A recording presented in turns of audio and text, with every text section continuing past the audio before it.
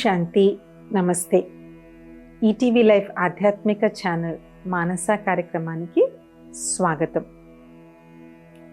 ఈ ప్రపంచంలో ప్రతి వ్యక్తికే కాదు, ఆఖరికి జంతువులకి, మొక్కలకి, ప్రతి ఒక్కళ్ళకి కూడా కావలసినటువంటిది ఏంటి ప్రపంచంలో అంటే స్వచ్ఛమైన నిర్మలమైన ప్రేమ. భగవంతుడు కూడా ప్రేమకి దాసుడు అని చెప్తారు. ప్రేమ అనేటువంటి ఈ అనంతమైనటువంటి భావన ప్రతి ఒక్కరి హృదయాన్ని స్పందించేలాగా చేస్తూ, ఎంత కరడుగట్టిన వ్యక్తి అయినా సరే ఒక చంటి పాపాయి ప్రేమగా ఇలా దగ్గరికి వచ్చి నిమిరింది అంటే కళ్ళమ్మటి నీళ్ళు వచ్చేస్తాయి. సో ప్రేమ అనేటువంటిది చాలా గొప్ప శక్తి. ప్రేమ బలహీనత కాదు, వాస్తవంగా అది చాలా గొప్ప శక్తి. ఈ ప్రేమ అనేటువంటి శక్తి ఏదైతే ఉందో, ఈ ఆధ్యాత్మిక ప్రేమ ఆత్మ యొక్క నిజమైనటువంటి గుణం. ఎందుకు మనందరం ప్రేమ కోసం ఇంత తపిస్తూ ఉంటాము అంటే, ఆత్మలో ఉన్నటువంటి 7 గుణాల్లో ఒక గుణం ప్రేమ.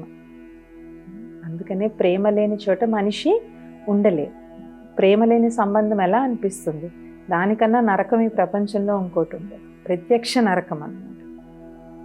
చిన్నతనం నుంచి ఫస్ట్ మనం తల్లి ప్రేమను చూస్తాము, తర్వాత స్నేహితులు, తర్వాత జీవిత భాగస్వామి, తర్వాత పిల్లలు, తర్వాత మనవళ్ళు మనవరాళ్ళు దగ్గరుండి, ఈ ప్రస్తుత కాలంలో వాళ్ళ దగ్గరుండి మన దగ్గరకు రాగలిగేటువంటి ఇది. సో ఈ విధంగా ప్రతి ఒక్కరూ కూడా చిన్నతనం నుంచి ఆఖరికి పుట్టిన బిడ్డ వెంటనే కూడా ఫస్ట్ ఏంటి మదర్ కోసం వెతుక్కుంటూ ఉంటుంది. ఆ బాండ్ అక్కడే ఫామ్ అయిపోతుంది. కానీ ఇవంతా కూడా మానవ ప్రేమ. అందుకే మానవ ప్రేమ ఏమవుతుంది? చేంజ్ అవుతూ ఉంటుంది. ఎక్స్పెక్టేషన్స్ చేంజ్ అయ్యే కొద్దీ ప్రేమ చేంజ్ అవుతుంది. అందుకే చాలామంది ప్రేమ వివాహాలు చేసుకున్న తర్వాత కూడా ఎందుకు మ్యారేజెస్ ఫెయిల్ అవుతున్నాయి? 10 ఏళ్ళు ప్రేమించుకున్న వాళ్ళు, చిన్నతనం నుంచి ప్రేమించుకున్నటువంటి వాళ్ళు కూడా ఒక్కసారి వివాహ బంధంలోకి వచ్చిన తర్వాత కలిసి ఉండలేకపోతున్నారు. అంటే ఎక్స్పెక్టేషన్స్. ఎందుకంటే మానవ ప్రేమకు ఎప్పుడూ ఒక హద్దు ఉంటుంది. చిన్నప్పటి నుంచి ఎంతో ప్రేమగా పెంచిన తల్లి కూడా, మనం ప్రాక్టికల్గా ఇప్పుడు చూస్తూ ఉంటాం చాలా కుటుంబాల్లో వివాహం అయిన తర్వాత అంత ప్రేమగా చూసిన తల్లిదండ్రులను కూడా పట్టించుకోవడం మానేస్తున్నారు. వారానికి ఒకసారి ఫోన్ కూడా చేయడం మానేస్తున్నారు. ఇంకా గట్టిగా అడిగితే ఏమంటారు? సర్లే డబ్బులు పంపిస్తాంలే అంటారు. వాళ్ళకి కావాల్సింది మీ డబ్బులా? మేము ఒక్కోసారి కావాలేమో, బట్ దానికన్నా వాళ్ళకి మోర్ కావాల్సినటువంటిది ఏంటి? ప్రేమ. ఎందుకు మానవుని ప్రేమ మారుతుంది అంటే, బికాస్ మనం ఎవరితో అయినా ఒక సంబంధంలోకి వచ్చాము అంటే వాళ్ళతో మనకు ఉన్నటువంటి కర్మ ఫలితం అనుసారంగా మనం వాళ్ళతో సంబంధంలోకి వస్తాం. సో మనకి వాళ్ళకి పాజిటివ్ బ్యాంక్ అకౌంట్ ఉందనుకోండి, ఆ రిలేషన్షిప్ చాలా ప్రేమపూర్వకంగా బాగుంటుంది. మనకి వాళ్ళకి నెగిటివ్ బ్యాలెన్స్ ఉందనుకోండి, మళ్ళీ వాళ్ళు పేరెంట్స్ అవ్వచ్చు, పిల్లలు అవ్వచ్చు, భార్య అవ్వచ్చు, చాలా సన్నిహితులు అవ్వచ్చు, మనకి వాళ్ళకి రిలేషన్లో ప్రేమ అనేటువంటిది ఉండదు. సో మానవుల మధ్య ఉండేటువంటి ప్రేమ అలాగే కొన్నాళ్ళు చాలా ప్రేమగా కొంతమంది ఉంటారు. తర్వాత వాళ్ళు ఎక్కడున్నా ఏమోనండి, ఒకప్పుడు చాలా క్లోజ్గా ఉండేవాళ్ళం, ఇప్పుడు వాళ్ళు ఎక్కడున్నారో కూడా మాకు అసలు తెలియదు అని అంటే, ఎందుకు? ఆ రుణం తీరిపోతుంది ఆ వ్యక్తితో. ఆ వ్యక్తితో రుణం తీరిపోయిందంటే వాళ్ళు మన దగ్గర ఉండమన్నా కూడా ఉండరు. సో హ్యూమన్ లవ్కి చాలా కండిషన్స్ ఉన్నాయి, చాలా లిమిట్స్ అనేటువంటివి ఉంటాయి. ఒక్కోసారి ఫిజికల్ డిస్టెన్సే చాలా లిమిట్ ఉంటుంది. ఇప్పుడు మనం చూస్తూ ఉంటాము, భార్య ఒక దగ్గర, భర్త ఒక దగ్గర, కొంతమంది అయితే వేరే వేరే దేశాల్లో కూడా ఉంటున్నారు. ఆన్ సైట్లు అని చెప్పేసి, లేదంటే అక్కడ ప్రాజెక్ట్ దొరికిందని, వీసా ప్రాబ్లమ్స్ అని, ఒక్కొక్కసారి దేశాలు కూడా విడివిడిగా ఉంటూ. కానీ అందుకని ఏమవుతుంది, ఎప్పుడైతే మనం ఇలాంటి లిమిటేషన్స్ ఉన్నటువంటి, ఈ హద్దులో ఉన్నటువంటి మానవ ప్రేమతో మన జీవితం ముడిపెట్టుకుంటామో, ఆ ప్రేమ మనకి అసంపూర్ణంగా అనిపిస్తుంది. ఇంకా ఏదో కావాలి, ఇంకా ఏదో కావాలి అనిపిస్తుంది. ఐ వాంట్ మోర్ అనిపిస్తుంది. కాబట్టి ఈ ప్రపంచంలో అన్నిటికన్నా ఉన్నతమైనటువంటి ప్రేమ, the highest form of love is God's love. భగవంతుని యొక్క ప్రేమ. చూడండి, భగవంతుని యొక్క ప్రేమ ఎంత గొప్పది అంటే, ఒక మీరాబాయి మహారాణి, రాజ్పుతుల మహారాణి, ఎన్నో కష్టాలు ఆమెను పెట్టారు. అయినా శ్రీకృష్ణుడిని మాత్రం వదలలేదు. ప్రహ్లాదుడు చిన్న పిల్లవాడు,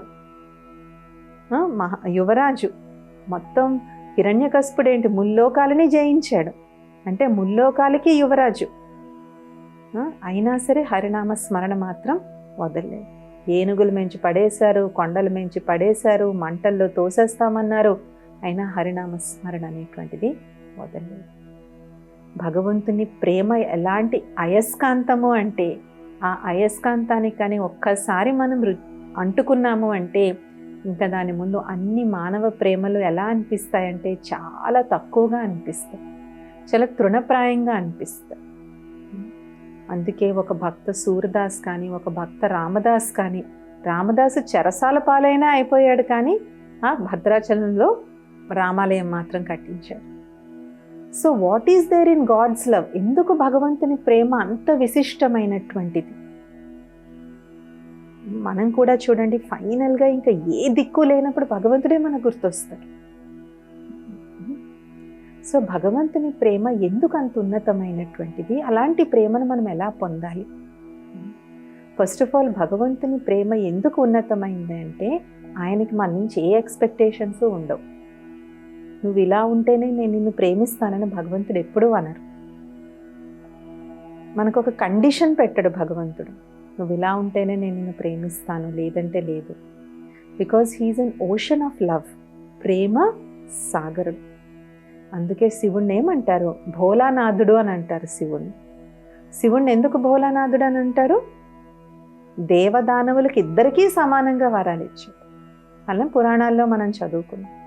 కానీ ఈ ప్రస్తుత సమాజంలో చూసుకున్నట్లయితే దొంగ అదే గుడికి వెళ్తాడు, దొర అదే గుడికి వెళ్తాడు. సో భగవంతుని యొక్క ప్రేమ అనంతమైనటువంటిది. అలాగే భగవంతుని ప్రేమలో క్షమాగుణం ఆటోమేటిక్గా ఇంక్లూడ్ అయి ఉంది. మనల్ని ఒక వ్యక్తి ఒక మాట అన్నారు అంటే 10 ఏళ్ళు 15 ఏళ్ళైనా ఒక్కోసారి మనం ఆ వ్యక్తిని మర్చిపోలేకపోతాం. కానీ మనం భగవంతుడిని ఎంత నిందిస్తాం? మన కాలుకి చిన్న ముళ్ళు గుచ్చుకున్న దానికి మనం భగవంతుడినే నిందిస్తాం. కానీ ఎప్పుడైనా ఆయన మన మీద కోపం పడ్డట్టు కానీ, మనల్ని శిక్షించినట్టు కానీ ఉందా? భగవంతుని మనం ఎన్నో విధాలుగా మనం నిందిస్తాం మనకు తెలియకుండానే. నీకు అసలు హృదయం లేదు, హృదయం లేని పాషాణుడివి అని ఇలాగ అంటూ ఉంటాం కదా. నిజంగా భగవంతుడు హృదయం లేని పాషాణుడు అయితే మనం ఈ భూప్రపంచం మీద బతకలేం. ఒక్క సెకండ్ కూడా మనం ఊపిరి కూడా పీల్చుకోలేం. మన ఆవేశంలో మనం భగవంతుడిని ఎన్ని నిందించినా మర్నాడు వెళ్ళి భగవంతుడా అని మనం ప్రేమగా స్మృతి చేస్తే మనకు కావాల్సిందంతా ఆయన ఇస్తారు. కాబట్టి మొట్టమొదటిది భగవంతుని ప్రేమ అనంతమైనది. భగవంతుని ప్రేమ ఏ విధమైనటువంటి కండిషన్స్ ఎక్స్పెక్టేషన్స్ లేనిది. 3 భగవంతుని ప్రేమలో క్షమాగుణం దయాగుణం ఆటోమేటిక్గా ఇంక్లూడ్ అయ్యి ఉంటాయి. మనం లెంపలేసుకుంటాం, పొర్లు దండాలు పెడతాం. కొంతమంది పెడతారు, కొంతమంది పెట్టరు. అలాగే నాకు చేసిన వాళ్ళే భగవంతుడు క్షమిస్తున్నాడని కాదు. అలాగే భగవంతుని యొక్క ప్రేమ దూరదృష్టి కలిగినటువంటిది. ఇది మనం అండర్స్టాండ్ చేసుకోవడం చాలా ముఖ్యం. ఎందుకంటే ఒక్కోసారి మనకి టెంపరీగా ఒక లాస్ ఏమన్నా అయ్యిందనుకోండి, మనం ఏమనుకుంటాం? ఫస్ట్ మొదలు పెట్టేస్తాం. బట్ ఆ లాస్ వల్లే మనకి ఫ్యూచర్లో చాలా మంచి జరుగుతుంది. ఏది లేకపోతే అట్లీస్ట్ వాళ్ళతో ఉన్న రుణమన్నా మనకి తీరుతుంది. అట్లీస్ట్ వాళ్ళతో ఉన్నటువంటి కర్మ లెక్కాచారం అన్నా మనకి తీరుతుంది. అందుకే భగవంతుని రచించినటువంటి అనంతమైనటువంటి సృష్టిలో ఏది జరుగుతున్నా అది రైట్. ఇప్పుడు ఒక తల్లి చాలా చేదు మందు వేస్తుంది పిల్లవాడికి. ఆ చేదు మందు వేసినప్పుడు ఆ పిల్లవాడు ఎంత రెసిస్ట్ చేస్తాడు. కానీ ఆ చేదు మందు వేయకపోతే ఆ పిల్లవాడికి తగ్గదు. ఒక్కోసారి చూడండి, చాలా డబ్బు గల వాళ్ళకి సడన్గా అంతా పోతుంది. ఎందుకు అలా జరుగుతుంది? వాళ్ళు చేసుకున్నటువంటి కర్మ లెక్కాచారం అనుసారం ఆ డబ్బు అనేటువంటిది ఎంత అనిశ్చితమైనదో ఒక్కసారిగా వాళ్ళకు ఉలిక్కిపడి లెగుస్తారు. కరోనా సమయంలో ఇది మనం అందరము ఎక్స్పీరియన్స్ చేసాం. ఇంట్లో ఎన్ని కార్లున్నా పక్క వీధికి వెళ్ళడానికి కూడా పాసిబిలిటీ లేకుండా అయిపోయింది. సో ఈ విధమైనటువంటి పరిస్థితులు వచ్చినప్పుడు ఏంటంటే మనిషి ఉలిక్కిపడి మేల్కొంటాడు. మనం ఒక ధోరణిలో వెళ్ళిపోతూ ఉంటాం కదా, ఆ ధోరణిలో వెళ్ళిపోవడం అలాగది ఎంత తప్పు. ఎన్ని మార్పులు అనేటువంటివి ప్రపంచంలో వస్తాయని ఒకసారిగా మనకి తెలుస్తుంది. కాబట్టి భగవంతుని ప్రేమలో చాలా దూరదృష్టి అనేటువంటిది ఉంటుంది. ఒక్కోసారి అది మనకు అర్థం కాకపోవచ్చు. కాబట్టి ఆ భగవంతునిపై అచంచలమైనటువంటి నిశ్చయం ఉన్నప్పుడు తప్పకుండా పరిస్థితి మారుతుంది. మరి ఇంత ఉన్నతమైనటువంటి పరమాత్మని ప్రేమని ఎవరు పొందగలరు? భగవంతుడు ఏమంటారంటే, నేను ఒక జనరేటర్ లాంటి వాడిని, నేను ప్రేమని ఇస్తూనే ఉంటాను, తీసుకోవడం తీసుకోకపోవడం మీ ఇష్టం. కాబట్టి భగవంతుని ప్రేమను పొందడానికి కావలసినటువంటి మొట్టమొదటి క్వాలిటీ ఆయనతో కనెక్షన్ మనకి సరిగ్గా ఉండాలి. ఆ కనెక్షన్కి ఆధారం స్వార్థం కాదు, సత్యత. True love towards God. అంతే తప్ప నువ్వు నాకు ఇది ఇస్తే నేను ప్రేమిస్తాను. మనం భగవంతునితో కూడా వ్యాపారం చేస్తాం. మీరు ఇది ఇవ్వండి, నేను 100 కొబ్బరికాయలు కొడతానని. భగవంతుడు ఏం చేసుకుంటాడు మనం కొట్టిన 100 కొబ్బరికాయలతో? మనకే తెలుసు అదేమవుతుందో.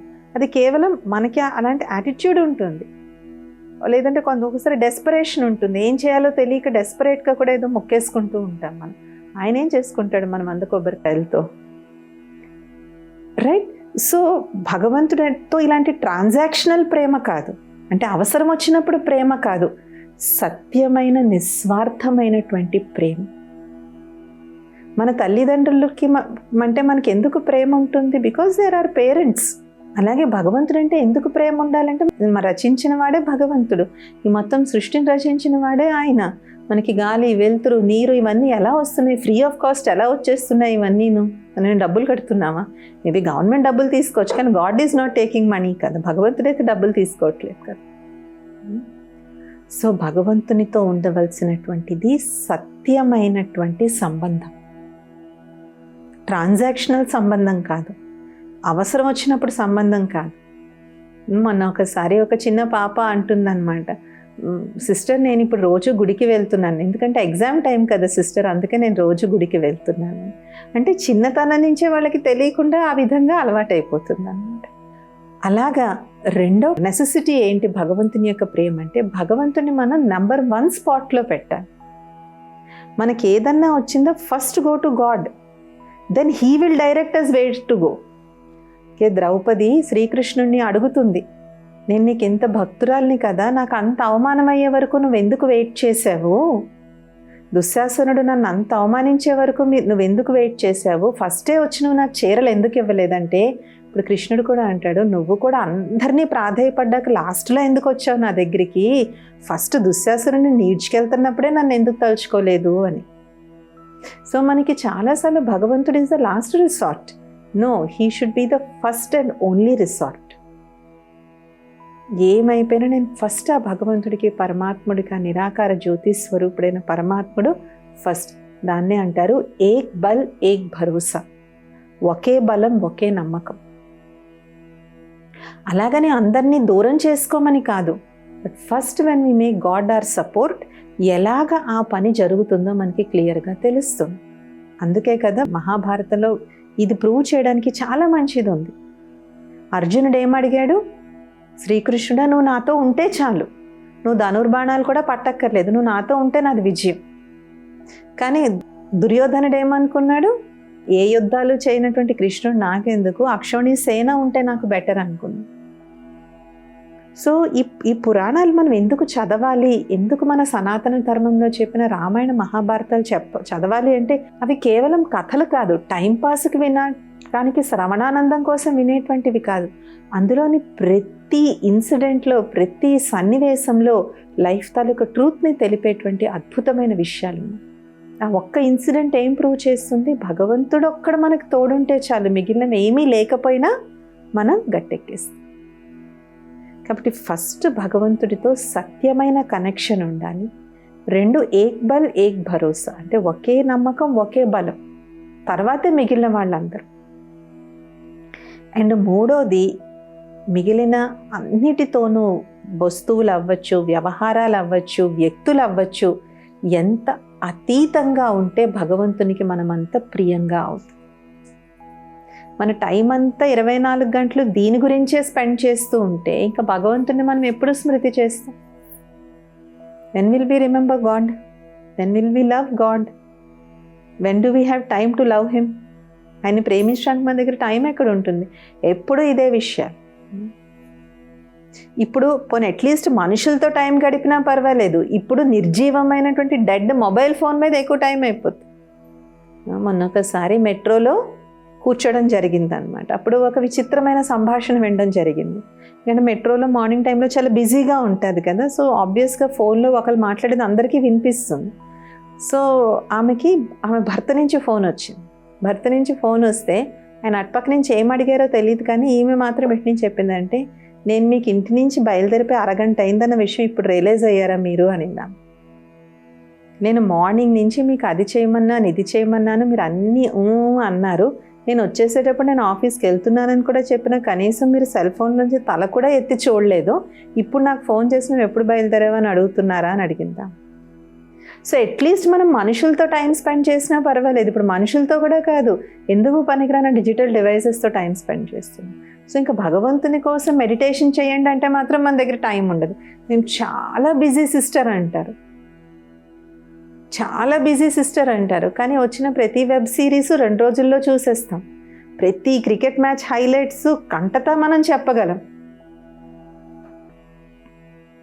సో మన దగ్గర లేనిది టైం కాదు, మన దగ్గర లేనిది ఏంటి? ఆ భావన. ఆ భావన మనకి లేదు. భావన ఉన్నట్లయితే టైం దానంతటది తప్పకుండా మనకి వస్తుంది. సో ఎప్పుడైతే మనం అన్నిటికీ కొంచెం అతీతంగా ఉండడం నేర్చుకుంటామో అప్పుడు మనం భగవంతుడికి దగ్గరే అవుతాం.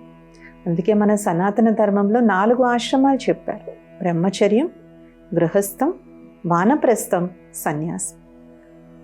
వానప్రస్థ అవస్థ అంటే ఏంటి? ఇంకా 60 ఏళ్ల వయసు వచ్చిన తర్వాత వృత్తి, వ్యాపారాలు ఇవన్నీ కూడా పక్కన పెట్టి భగవంతుని యొక్క చింతనలో ఉండడం.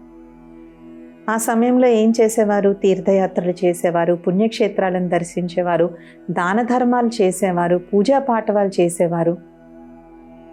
సో వాళ్ళు దాంట్లో ఉన్న కారణంగా నెక్స్ట్ జనరేషన్ వచ్చి హాయిగా గృహస్థాశ్రమంలో ఉండేది. ఇప్పుడేమవుతుంది? 80 ఏళ్ళు 90 ఏళ్ళు వచ్చినా కూడా ఇంకా మాదే హక్కు చెల్లాలి, మా పెత్తనమే చెల్లాలి, మేం చెప్పినట్టే వినాలి అన్న ఇంకా ఆ అటాచ్మెంట్ ఉన్న కారణంగా ఏమవుతుంది? మ్యారేజెస్ అయిన తర్వాత సొంత తల్లిదండ్రితో కూడా కలిసి ఉండలేకపోతున్నారు. ఎందుకు? వీళ్ళు వదలటం లేదు. పాత తరం వాళ్ళు అనుకుంటారు, కానీ వాళ్ళే కరెక్ట్గా లైఫ్ని గడిపేవారు. 60 ఏళ్ళు దాటిన తర్వాత వచ్చిన కోడలికి తాళాలు ఇచ్చేసేసి వీళ్ళు గుడులు గోపురాలు తిరిగి, తీర్థస్థానాలు తిరిగి, దాన ధర్మాలు చేసి పుణ్యకార్యాల్లో సమయాన్ని గడిపేవారు. అది మంచి ఒక సైకిల్ కింద కొన్ని 100,000 సంవత్సరాలు గడిచింది మన భారతదేశం. కానీ ఇప్పుడేంటి? మన లాస్ట్ బ్రెత్ వరకు we don't want to give up, వదిలేయాలని లేదు. ఇంకా భగవంతుడు ఎక్కడ గుర్తొస్తాడు? కాబట్టి పరమాత్మని ప్రేమను కానీ మనం పొందలేకపోతే ఇంకా మానవ జన్మ ఎత్తి ఎందుకు? అనేక జన్మలుగా మానవుల ప్రేమే కదా పొందుతున్నాం. అట్లీస్ట్ ఒక్క జన్మలో అయినా భగవంతుని ప్రేమను రుచి చూడాలి కదా. కాబట్టి ఇప్పటి వరకు జరిగిపోయింది ఏదో జరిగిపోయింది. ఇప్పటి నుంచన్నా మనం ఏ బాధ్యత నిర్వర్తించాలి, ఏం చేయాలి, అది ఎంతవరకు చేయడం, తర్వాత దాని నుంచి డిటాచ్. ఈ డిటాచ్ అవ్వడం అనేటువంటిది ఆధ్యాత్మికంగా ఎంత ముఖ్యమో మన మానసిక ఆరోగ్యానికి కూడా అంతే ముఖ్యం. ఎప్పుడైతే దేని మీదన్నా టూ మచ్ అటాచ్మెంట్ కానీ పెరిగినట్లయితే మన మానసిక ఆరోగ్యం దెబ్బతింటుంది. ఎందుకు? అటాచ్మెంట్ పెరిగిన వెంటనే ఏం పెరిగిపోతాయి? ఎక్స్పెక్టేషన్స్ పెరిగిపోతాయి. ఎక్స్పెక్టేషన్స్ పెరిగిన తర్వాత పక్క వ్యక్తి ఆ ఎక్స్పెక్టేషన్స్ని పూర్తి చేయలేదనుకోండి, మనకి దుఃఖం, కోపం, ఆవేశం, చికాకు అన్నీ వచ్చి డిప్రెషన్లోకి వెళ్ళిపోతాం.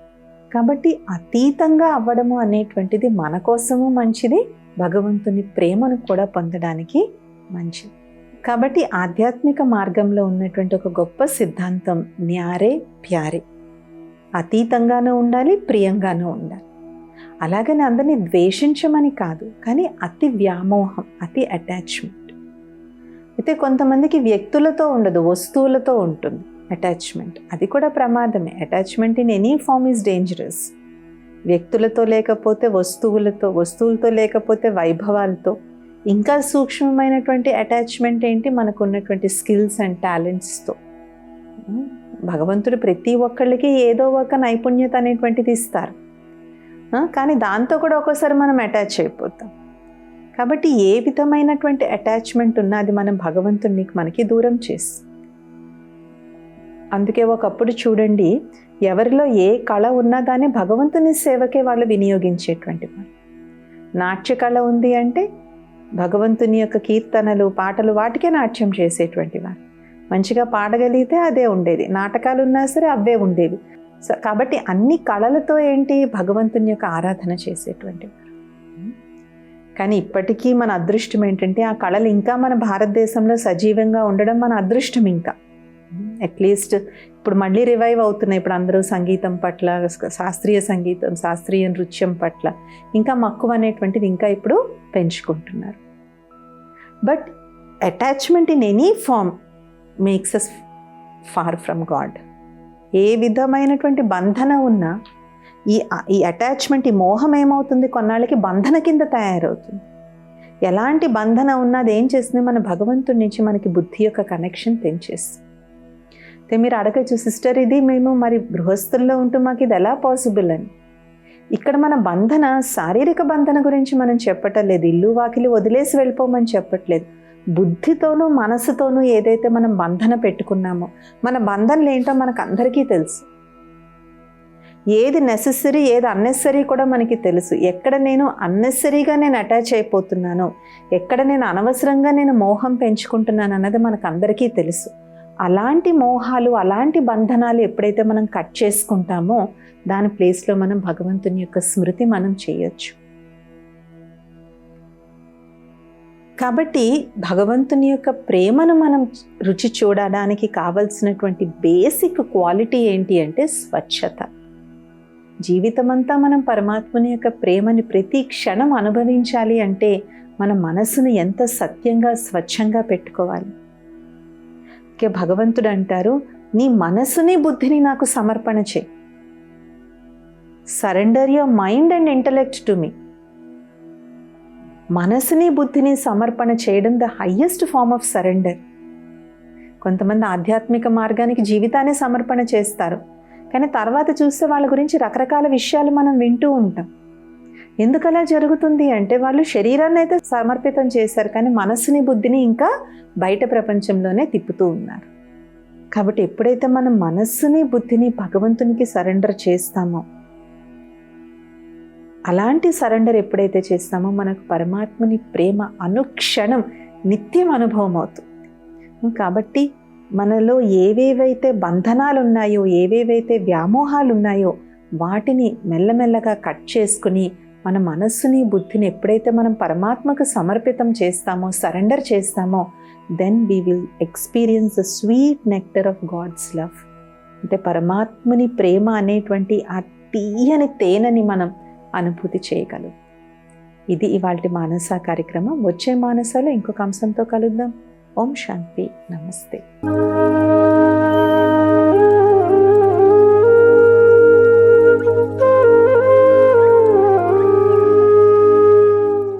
ఈ కార్యక్రమాన్ని తిరిగి చూడాలనుకుంటే www.youtube.com/@ETV Life Spiritual లో చూడవచ్చు.